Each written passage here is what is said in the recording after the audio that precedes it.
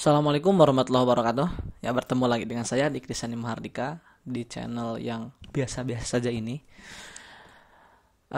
Bagaimana kabar-kabar teman semua? Ya, mudah-mudahan kabar-kabar teman semua baik.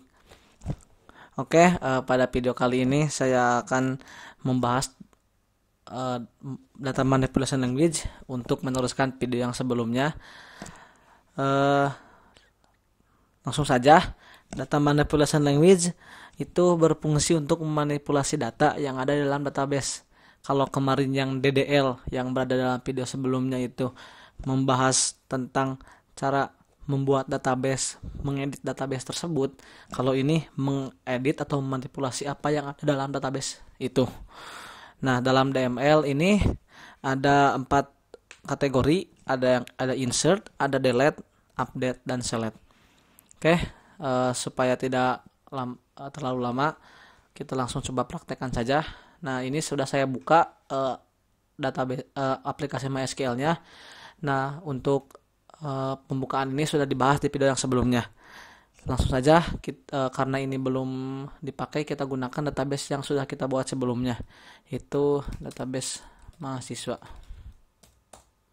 Ya, sudah sudah dipakai. Nah, sekarang yang pertama yang akan kita bahas itu insert. Insert ini berfungsi untuk menambahkan data pada suatu tabel. Nah, di sini saya sudah ada tabel pada database ini, itu tabel data mahasiswa.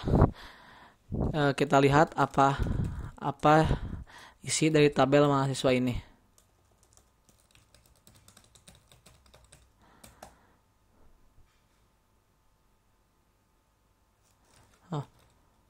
Data mahasiswa.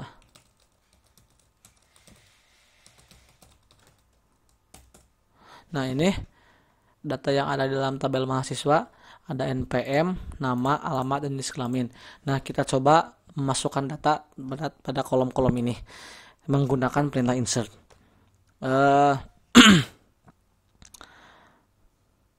Kita bisa gunakan insert into. Nah, apa nama tabelnya? Di tabelnya data mahasiswa. Nah, pada saat yang pertama ini kita masukkan semuanya tanpa langsung saja kita berurutan. Jadi kan di sini ada NPM, nama, alamat, dan jenis kelamin. Nah, langsung saja kita isi NPM sesuai dengan NPM 16706 200 contohnya. Nah, mengapa memakai tanda petik ini sebagai untuk menandakan bahwa ini char atau karakter? Kalau bentuknya angka itu tidak perlu memakai. Selanjutnya kita masukkan namanya contohnya Abdullah. Ingat ya, tiap kolom dipisahkan dengan koma. Lalu kita masukkan alamat. Contohnya alamatnya Tasikmalaya. Biasa pakai koma lagi, dan terakhir jenis kelamin. Nah, jenis kelamin cuma satu huruf, jadi tidak boleh lebih dari satu. Nah, kita masukkan laki-laki atau L. Nah, sudah itu tutup dengan tanda kurung dan titik koma.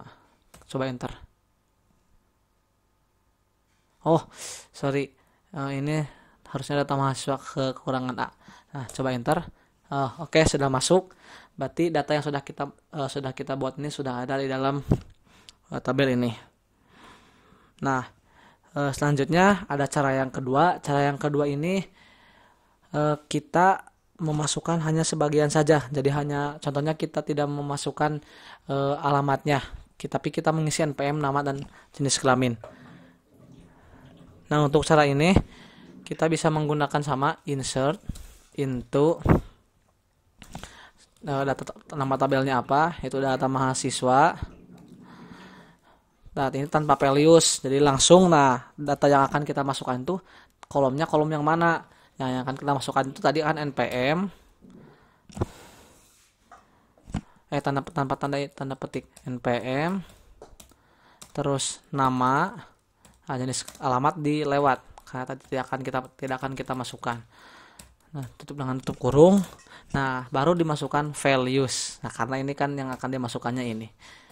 Nah, NPM-nya apa? Masukkan coba 167006 140, koma, namanya namanya kita coba Abdurrahman.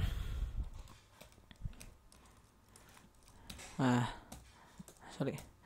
Nah, terus kan alamat udah dimasukkan, langsung ke jenis kelamin. Nah, berarti jenis kelaminnya L lagi. Kita coba tutup. Nah, berarti ini sudah masuk, tapi dengan tidak memasukkan alamat. Kita coba lihat. Untuk melihat isi dari tabel itu kita ketik show select bintang from data nama tabelnya. Ini untuk melihat isi dari sebuah tabel. Nah, sudah masuk. Nah, ini maksud nulis ini jadi kosong. Jadi data Abdurrahman di sini kosong alamatnya. Jadi ya tidak apa-apa. Nah, itu untuk fungsi insert ya. Untuk fungsi insert nanti di sini. Jadi ini ada dua cara. Yang selanjutnya kita mencoba fungsi delete. Nah, ini fungsi delete itu untuk menghapus satu kolom contohnya. Nah, jadi di sini ada dua. Kita bisa menghapus seluruh isi dari tabel. Kita tinggal mengetikkan delete from nama tabelnya apa, data mahasiswa. Nah, ini akan menghapus keseluruhan isi tabel. Nah, kita juga bisa menghapusnya hanya contohnya satu baris. Nah, itu akan menghapus semuanya. Nah, sekarang kita hapusnya satu baris saja. Contohnya kita hapus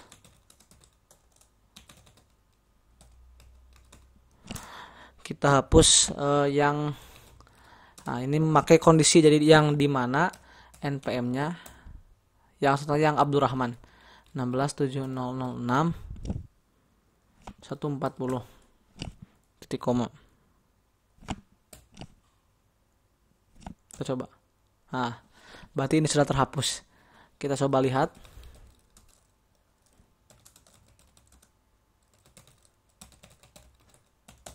Katanya sudah tidak ada. Berarti apa yang kita lakukan sudah berhasil. Nah, itu untuk delete. Yang selanjutnya update. Update ini berfungsi untuk mengubah data yang ada pada suatu tabel. Jadi kalau insert untuk menambahkan, kalau update untuk mengubah data yang sudah dalam tabel diubah.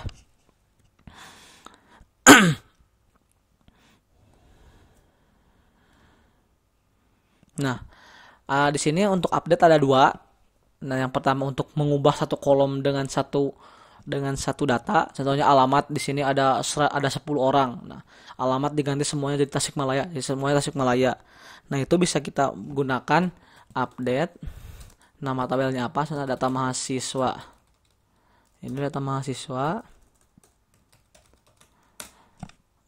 Terus selanjutnya set.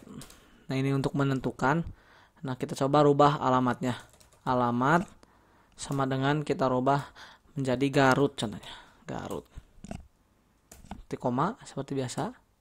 Nah, berarti ini sudah dirubah. Nah, kalau datanya ada 10, maka alamat semuanya berubah 10, semuanya 10-nya menjadi Garut. Kita coba lihat lagi.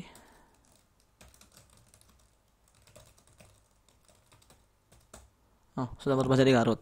Nah, yang kedua ada dengan merubahnya itu hanya satu tabel saja dengan menggunakan kondisi seperti tadi. Jadi mungkin bisa kita gunakan update data mahasiswa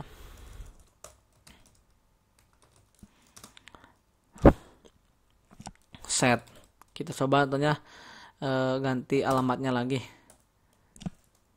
Set alamat sama dengan kita rubah jadi Jakarta. Where sama seperti tadi. Where NPM sama dengan 167006 200 titik koma. Nah, ini sudah dirubah, tapi yang dirubahnya ini hanya yang NPM-nya ini. Jadi yang akan berubah itu saja. Kalau datanya banyak, tetap yang lainnya tidak akan berubah, bakal terus seperti itu. Itu untuk update. Nah, itu yang terakhir itu ada perintah select. Nah, slide ini berfungsi untuk menampilkan isi dari suatu tabel. Nah, seperti yang sudah tadi saya praktekkan, contohnya ini. Ini contoh sederhananya. Contoh sederhana dari penampilan sebuah data dalam tabel. Kita coba dulu ya memasukkan data baru supaya tidak hanya satu.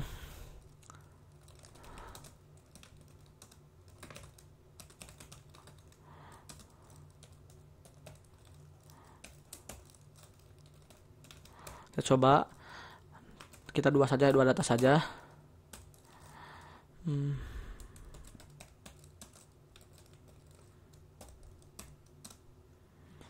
Terus selanjutnya alamat. Nah, terakhir jenis kelamin. Nah, sudah masuk. Nah, kita coba menggunakan perintah select di sini. Untuk select yang pertama itu untuk menampilkan isi keseluruhan tabel. Nah, ini untuk menampilkan isi keseluruhan dari sebuah tabel yang sudah tadi kita praktekkan sebelumnya. Nah, jadi seluruh tabel isinya dan semua kolomnya diperlihatkan. Nah, ada juga untuk menampilkan hanya kolom tertentu saja. Contohnya kita hanya ingin memperlihatkan kolom nama saja.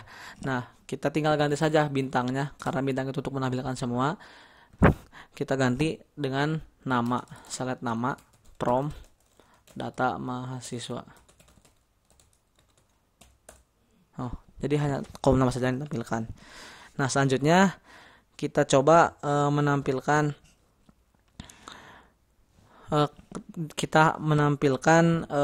satu baris. Jadi kita tampilkan semua datanya, tapi hanya satu data yang kita tampilkan. Sama. Nah, gini select bintang karena ini semua data yang akan dipilih. From data mahasiswa. Tapi ada kondisinya, where npm sama dengan, kita coba tampilkan yang Abdul Ghafur 16700300. Yang ditampilkan hanya data yang memuat npm yang sudah kita tuliskan ini di sini. Nah, ada juga penggunaan alias. Jadi kolomnya ini namanya diganti, jadi tidak seperti nama yang ada di dalam database-nya. Ini disebutnya penggunaan alias.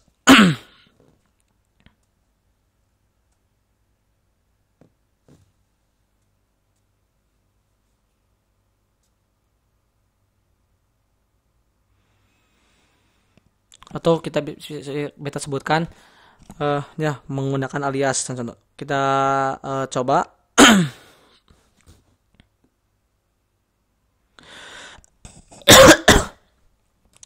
select. Nah, ini untuk menggunakan alias.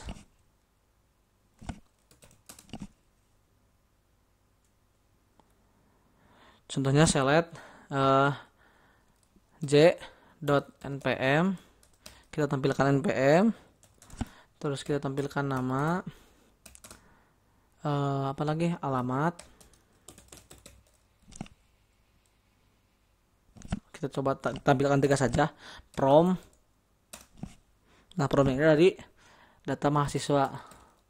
Nah, kan yang jadi kita aliaskan itu kan J-nya, berarti data mahasiswa J. Jadi ini kan nama aslinya npm, nama alamatnya yang kita aliaskan J ini. Jadi data mahasiswa jadi J, berarti aslinya pakai J. Tampil seperti itu. Nah, untuk yang terakhir itu ada penggunaan memberi nama lain pada kolom. Jadi di sini kan nama. Nah, kita coba memberikan nama lain dalam tampilannya. Jadi kita menampilkan kolom mahasiswa tapi dengan nama yang berbeda. Kita pakai S jadi sebagai. Jadi select nama S yang kita tampilkan nama lengkap contohnya. Nama lengkap. From, biasa from dari tabelnya, tabel data mahasiswa. Jadi yang asal di sininya nama berubah menjadi nama lengkap. Ya, itu mungkin untuk tutorial tentang data manipulation language. Mungkin sekian untuk video yang kedua ini. Mudah-mudahan dapat memberikan bantuan kepada teman-teman semua dalam belajar tentang basis data. Cukup sekian dan terima kasih. Sampai bertemu lagi di video selanjutnya. Assalamualaikum warahmatullahi wabarakatuh.